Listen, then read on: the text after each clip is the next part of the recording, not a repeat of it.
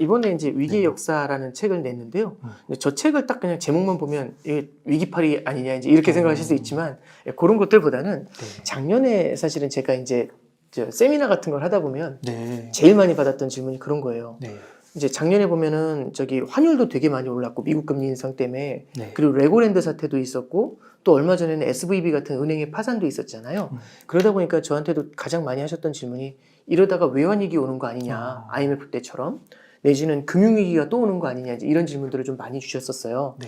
근데 이 질문에 답을 하려면 네. 일단은 그때의 외환위기는 어땠고 지금은 어떻고 그렇죠. 이렇게 굉장히 좀 복잡한 단계를 가져가야 되는데 우리가 어떻게 보면은 저도 마찬가지지만 과거의 그런 이제 굉장히 큰 위기 국면들 이런 데에 대해서 좀 어렴풋이 알고 있는 부분들도 좀 많은 것 같고 네. 그러다 보니까 지금하고 구분이 안 되면 막연한 공포에 휘둘릴 수도 있다라는 생각이 좀 들었거든요. 네.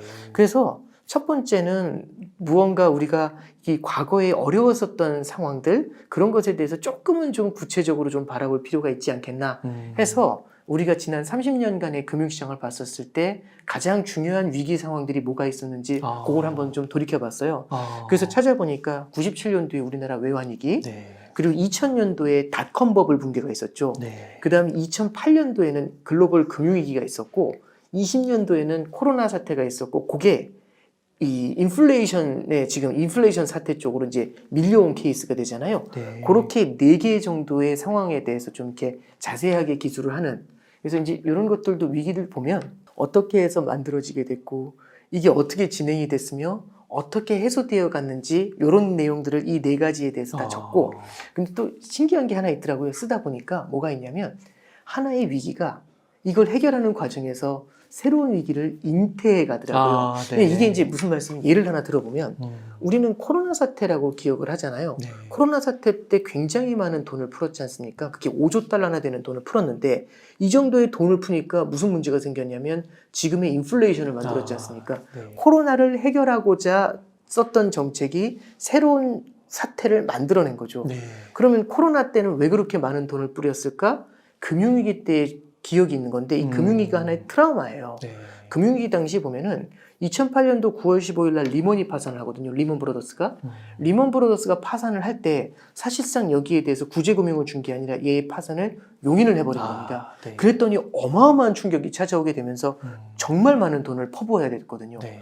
오히려 그때 1000억 달러만 줘도 리먼 브로더스의 파산을 막을 수 있는 거 아니냐 이런 비난들도 들어왔었어요. 그러면 이런 거에 파산이 굉장히 큰 비용을 치러야 된다는 생각이 드니까 그때 이 정도라도 할 걸. 그럼 이제 코로나가 닥쳐왔잖아요. 그러면 이 돈이라도 빨리 줘야지 더 큰 상황으로 퍼지는 걸 막을 거야라는 생각을 하면서 과감하게 주입을 한 거죠. 네. 그래서 금융위기 때의 트라우마 때문에 이제 코로나 사태 때 그렇게 과감한 돈을 뿌렸고 네. 그렇게 과감하게 돈을 뿌리면서 코로나를 해결하다가 그게 지금의 인플레이션을 낳은 거죠. 그러다 보니까 이 위기들이 꼬리에 꼬리를 물고 연결이 되는 부분들이 분명히 좀 있더라고요. 그래서 이제 네. 그런 말씀들을 좀 담아봤고 또 하나는 저도 이제 앞서서 소개를 해드릴 때도 경제 교육에 대한 고민들을 좀 많이 한다는 말씀드렸잖아요. 저한테 되게 많이 물어보시는 게 금융시장의 역사에 대해서 좀 공부하는 게 되게 좋을 것 같다. 왜냐하면 자연과학이라는 건 실험이 가능해요. 근데 사회과학이라는 건 실험 자체가 불가능하지 않습니까? 네. 그러면 이런 실험을 대신하기 위해서 우리는 어떤 얘기들을 많이 쓰게 되냐면 과거의 역사를 많이 분석을 하게 됩니다. 네. 그러면 과거 역사에 대해서 과거의 흐름에 대해서 좀 많이 알고 있다면 아무래도 지금의 금융시장을 바라볼 때 조금 더 현명하게 바라보는 눈이 생겨날 수가 있잖아요. 네. 그래서 저는 이 역사에 대해서 공부를 할 때 어떻게 하냐 이 질문을 받는데 근데 그럼 우리가 이제 그 현대사라고 하면 현대 금융의 흐름이다라고 하면 1980년부터 1월 1일부터 하루하루 이렇게 보면서 나간다? 이거 쉽지 않죠. 우리 이제 어렸을 때 역사 공부할 때를 한번 되새겨 보면 어떻게 했냐면 서기 1년, 2년 이렇게 공부하지 않았지 않습니까? 저 어렸을 때 뭐가 있었냐면 드라마 중에 조선왕조 500년이라는 드라마가 있었어요. 네. 그 조선왕조 500년에 임진왜란 편이 있었는데 저 네. 어렸을 때 이거 너무 재밌게 봤거든요. 네. 그래서 이제 그 임진왜란 편을 딱 보면서 이순신 장군이라는 사람을 알았고 선조임금이라는 사람을 알았고 그러면 이제 어떻게 되냐면 사람이 역사에 대해 눈을 뜰 때 제일 먼저 사건, 이벤트사 그리고 인물사 요걸 딱 끼우게 되면서 그 인물이나 사건들이 착착착착 중요한 포인트에 하나씩 세워지게 되잖아요. 네. 그럼 전쟁도 보면 살수대첩, 기주대첩, 한산도대첩 이러면서 이제 전쟁사 같은 이벤트사가 딱 생기게 되고 중요한 인물들이 나타나게 되지 않습니까? 네. 그러면서 그때의 국면들을 갖다가 좀 깊이 있게 보고 그러다가 이 첫 번째 포스트와 두 번째 포스트 이 국면이 서로 연결이 되고 그렇게 하면서 전체를 통과하는 역사를 공부해 나가는 그래서 흥미를 소구하는 방법이 되게 중요했잖아요. 네. 그래서 저는 이번에도 이 위기 역사도 그런 생각이 들어요. 매일매일 흘러가는 금융시장을 바라보면 좀 어떻게 보면 되게 묻어날 수가 있겠지만 네. 굉장히 크게 흔들렸었던 과거의 그 국면들을 한번 포스트로 세워놓고 얘들에 대해서 뎁스 있게 공부한 다음에 서로를 연결해 나가는 작업을 해보면 네. 지난 30년대간의 이제 금융시장의 흐름을 조금 더 흥미롭게 바라볼 수 있지 않겠나 그런 욕심에서 써봤는데요. 어떨지 네. 잘 모르겠습니다. 아. 작년에 환율이 1,440원까지 올라갈 때 다들 이제 무엇을 얘기한 거냐면 이거 금융위기나 외환위기 이후에 이렇게 환율이 높게 올라간 적이 한 번도 없었다. 이 로직부터 시작을 했거든요. 그리고 이제 외환위기 때 그 분위기가 좀 물씬 형성이 된다. 왜냐하면 우리나라의 무역 적자가 이제 외환위기 이후에 가장 길게 또 가장 큰 금액으로 이어지다 보니까 이거 위험하다. 이제 이런 얘기들도 좀 많이 회자가 됐었고 실제로 자산시장도 많이 하락하는 모습을 보였으니까 굉장히 심각하다 이런 느낌이 있었죠. 물론 작년에 금융시장의 둔화라든지 금융시장이 부진했던 것들이 심각했던 건 맞는데요. 네. 그게 그럼 외환위기를 가리킬 정도냐라고 생각을 할 필요가 있어요. 네. 그러면 이걸 갖다가 답을 해드리기 위해서는 외환위기 당시에는 어땠는지 그리고 그 이후에는 어떻게 바뀌어왔는지 그리고 그게 지금하고는 어떤지 이걸 한번 좀 비교해 볼 필요가 있거든요. 네. 굉장히 짧게만 말씀을 드리면 외환위기 당시를 잠깐 되새겨 보면은 그때 당시에 우리나라 경제가 외환위기 직전에 굉장히 좋았던 적이 있어요. 네. 좋았던 이유가 첫 번째는 85년도부터요 95년도까지 10년 동안 엔화가 강세를 보였습니다. 엔화가 네. 강세를 보였다는 건 무슨 얘기냐면 85년도에 1달러에 260엔 했거든요. 그러니까 260개의 엔화가 있어야지 1달러를 살 수 있었어요. 그런데 그게 95년도 4월까지 가면 1달러에 80엔까지 떨어집니다. 와, 엄청 떨어지네요. 그렇죠. 그럼 우리나라 원화로 하면은 1,000원이었던 게 300원이 된 거예요. 와, 네. 그럼 엔화가 초강세를 보인 거거든요. 네. 그럼 일본 경제가 굉장히 수출이 어려웠겠죠. 그렇죠. 일본 엔화 표시 제품의 가격이 올라갔으니까. 그러면 일본 경제는 수출이 어려웠겠지만 우리나라 같은 경우 수출이 좀 유리한 환경이었을 거잖아요. 네. 이게 1번이고 두 번째는 저도 이제 어렸을 때 뭐가 있었냐면 그 초등학교 고학년 때인가 중1 때였나 저희 어머니께서 이제 컴퓨터를 하나 사주셨어요. 그게 이제 퍼스널 컴퓨터 붐이 그때 이랬거든요. 그래서 기억하시는 분들 좀 계실 텐데 그때 이제 삼성의 알라딘이라는 컴퓨터를 어머니가 사주셨어요. 굉장히 잘 사셨군요. 예. 뭐잘 살았다는 게 아니라 네. 그때 이제 그런 게 할인을 해가지고 팔 때 근데 할인해도 되게 비쌌었어요. 네. 제 기억에 저 어렸을 때도 그래서 너무 좋았죠. 그때는 플로피 디스크 이만한 거 막 끼웠다 뺐다 하면서 막 했었던 그때 기억이에요. 5.25인치. 그렇죠. 네. 그걸 이제 XT 컴퓨터라고 했고 네. 그 XT 컴퓨터 다음에 AT 그 다음에 386, 486, 586이 그때 나오거든요. 지금은 386 이렇게 얘기하면 약간 세대를 지칭하는 용어가 되잖아요. 맞아요. 근데 그때는 이 컴퓨터에 이걸 뭐라고 하죠? 사양이라고 하나요? 모델이라고 하나요? 그걸 얘기하는 그 숫자였지 않습니까? 그때 당시 그러면 법인 회사 같은데 한두 대씩 있었던 컴퓨터가 집집마다 한 대씩 들어가기 시작을 하죠. 그럼 퍼스널 컴퓨터가 집집마다 들어가면서 가게에서 컴퓨터에 대한 수요가 급증을 하게 됩니다. 그러면 컴퓨터마다 들어간 게 반도체일 거잖아요. 그때도 우리나라가 반도체 경쟁력이 높은 편이었어요. 그럼 반도체 수출이 잘 됐겠죠. 네. 퍼스널 컴퓨터가 계속 늘어날 거라고 생각하면 반도체 경기가 더 좋을 거지 않습니까? 그럼 반도체 시장이 좋을 거라는 게 1번, 그 상태에서 엔화가 강세다. 그럼 우리나라의 성장세가 탄탄할 수 있겠죠. 네. 그러면 기업이 굉장히 장사가 잘 되는 겁니다. 장사가 잘 되면 설비 투자를 늘려야 되는데 이렇게 생각해 보시죠. 제가 이제 옹 이사님하고 저하고 둘이 이제 예를 들어서 식당을 하는 겁니다. 네. 너무 잘 돼요 식당이. 네. 막 사람들이 막 저기 막 저기 줄을 너무 많이 해서 지하철역까지 줄 서 있고 막 그러시는 거예요.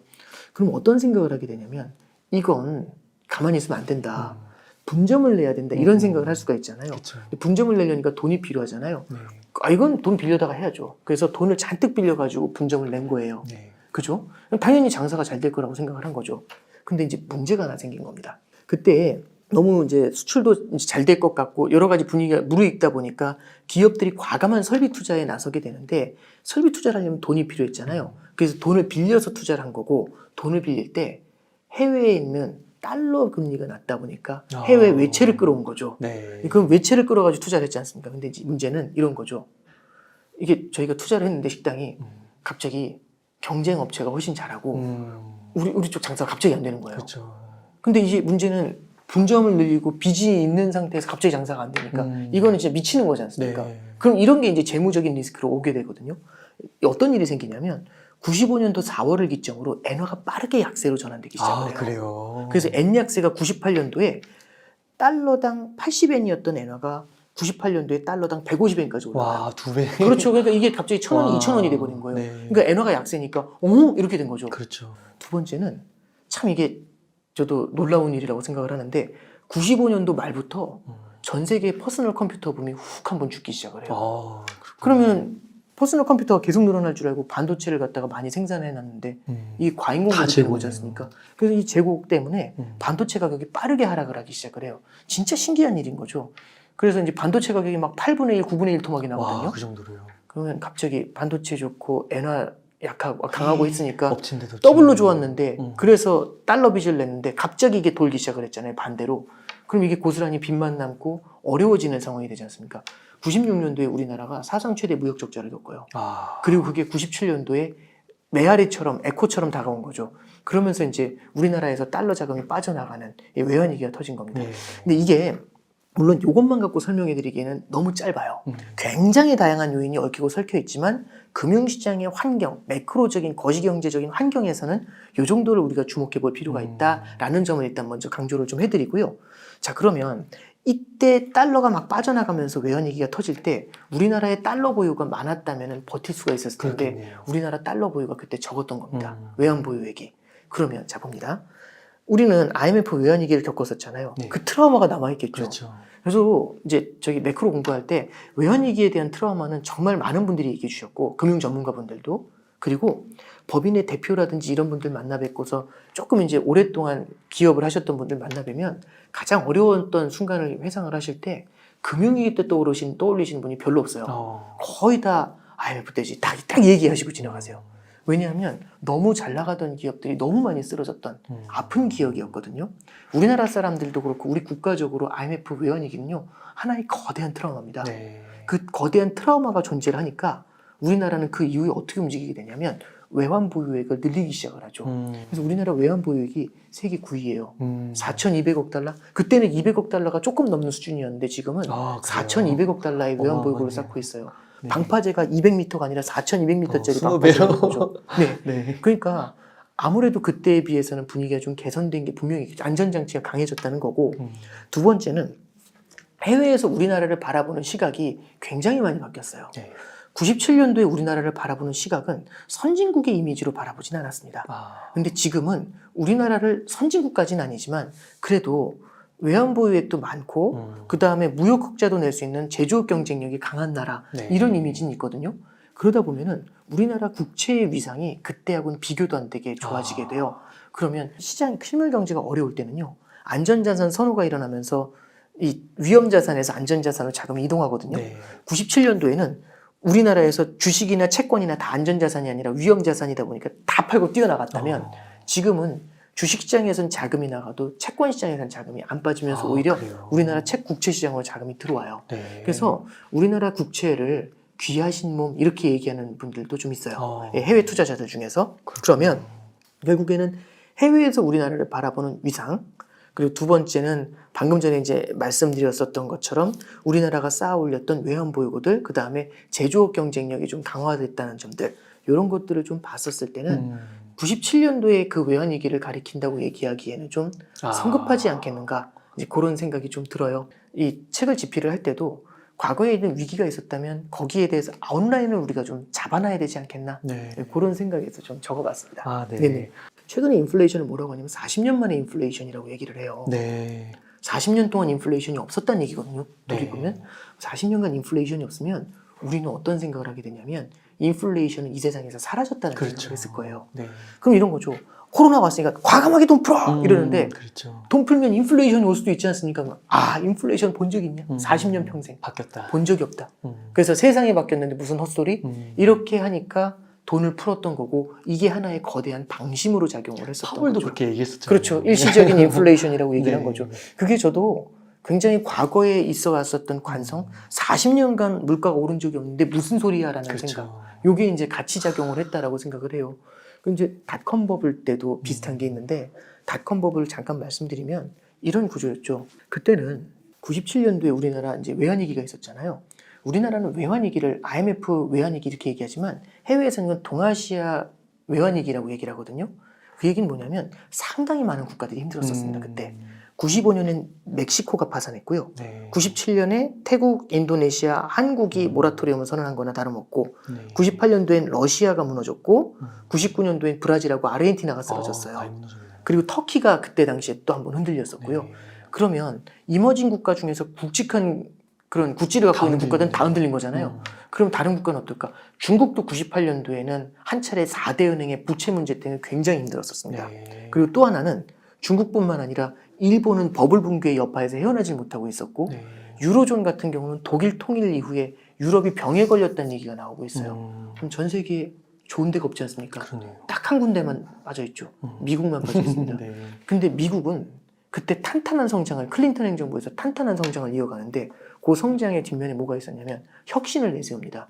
지구의 반대편을 연결하겠습니다라고 해서 인터넷이 들어오게 되죠. 아. 그러면 전 세계적으로 유동성이 풀려 있는데 이 유동성은 어디론가 수익이 나는 곳에 가서 고여야 되거든요. 위험한 데로는 안 가요. 그럼 수익이 나는 곳에 가서 고여야 되니까 수익이 나는 데를 찾아야 될 거지 않습니까? 네. 근데 다른 곳들 다 있는데 대안은 미국의 닷컴 관련 기업들이죠. 그쪽으로 돈이 미친 듯이 몰려가기 시작을 합니다. 그러니까 주식시장은 계속해서 상승을 하죠. 그럼 시장이 어떤 생각을 하게 되냐면 미국 주식시장이 10년 동안 올라요. 네. 그럼 10년 동안 오르면 어떤 생각을 할까요? 오늘 오르죠. 끝이다 그게 아니라 네. 현재의 상승세는 계속 이어질 것이다. 그리고 그 스토리텔링이 다 가능해진 거죠. 그죠? 그러면 이게 계속 이어질 줄 알았는데 그게 이제 반대로 꺾여 나가는 모습이 나타난 게 닷컴 버블이었죠. 그러니까 이 닷컴 버블이라는 거는 꺼질 수가 없을 거야라는 생각들. 이게 만들어낸 게 닷컴 버블의 붕괴였던 거고 닷컴 버블이 붕괴됐지 않습니까? 미국도 어려워졌어요. 전 세계 다 어려운데 미국도 어려워졌지 않습니까? 네. 그런데 이제 그러다 보니까 미국이 기준금리를 확 낮춰가지고 실물 경제 유동성을 더 풀었습니다. 돈이 막 돌아요. 근데 이 돈이 가서 고일 만한 데를 찾지를 못했던 거죠. 네. 근데 이런 게 있어요. 주식시장은 무너졌는데 부동산 시장은 뜨거웠던 거죠. 네. 부동산은 꺼지질 않고 계속 오르는 겁니다. 그랬더니 부동산 시장으로 자금이 한꺼번에 밀려가면서 이 부동산 가격이 계속 올라가고 부동산 투자가 늘어나니까 부동산 대출이 늘어났겠죠. 그게 이제 서브프라임 모기지 사태 이런 거하고 연결이 되면서 금융위기를 잉태하게 되는 겁니다. 네. 그래서 저도 이제 참 이렇게 방금 전에 말씀드린 것처럼 외환위기, 닷컴 버블, 금융위기, 인플레이션까지 네. 쭉 이렇게 말씀드리면서 각각의 위기를 해소하는 과정에서 새로운 위기가 잉태되어 가는 과정들. 근데 새로운 위기가 잉태될 때는 지금까지의 흐름을 봤었을 때는 이 유리한 흐름이 앞으로도 이어질 거다라는 안이함과 방심 이런 게 존재했지 않습니까? 네. 그런 것들 때문에 초기에 초동 조치라고 해야 되나요? 그 대응을 잘 못했던 부분이 있겠죠. 인플레이션이 일시적이다라고 생각하면서 초동 대응을 못했던 것처럼. 네. 그래서 저는 이제 방금 전에 말씀하신 것처럼 그럼 위기는 안 오겠네요. 그게 아니라 만약에 우리가 방심을 하고 현재의 상황은 4,200m짜리 방파제가 있으니까 아무 문제 없어 하면서 아무런 걱정을 하지 않으면 그럴 때는 오히려 위험해질 수도 있겠죠. 그래서 저는 이제 과거의 역사가 우리한테 던져주는 경종을 울리는 게 뭔지를 좀 바라볼 필요가 있다고 보고요. 네. 그때 당시의 상황을 보는 것도 되게 중요하지만 지금과 객관적인 비교를 하는 것 그리고 그럼에도 불구하고 과거에 어느 부분에서 약점이 있었는지를 생각을 하면서 거한 사유라고 하잖아요. 그러니까 결국에는 안정 속에 머무르면서도 위기를 생각한다는 건데 네. 그런 자세를 우리는 견지하는 게 필요하겠다. 이런 생각을 좀 해봅니다.